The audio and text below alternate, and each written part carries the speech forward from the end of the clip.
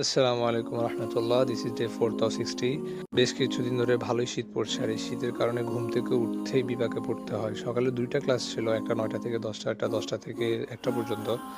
তো ঘুম থেকে ওঠার কারণে লেটে ক্লাসে যাই। প্রথমে ইংলিশ ক্লাস ছিল, ইংলিশ ক্লাস শেষ করে আবার জিকে ক্লাসে গেলাম। তো সেখানে জিকে ক্লাস থেকে বেরোতে বেরোতে মোটামুটি একটা কি 1:30টার মতো বেজে গিয়েছিল। তো ওখান থেকে গিয়েছিলাম টিউশনে।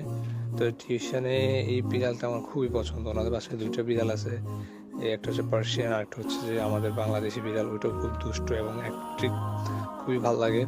তো ওখান থেকে বের হয়ে আমি ওই যে মাদ্রাসাটায় পড়াই সকালে, ওখানে গিয়েছিলাম। তো ওখানে পরীক্ষা চলতেছিল, বার্ষিক পরীক্ষা। তো ওখানে হল গার্ডের দায়িত্বে ছিলাম আর কি। তো বেশ কিছুক্ষণ ওখানেই সময় কাটাইতে হয়েছিল।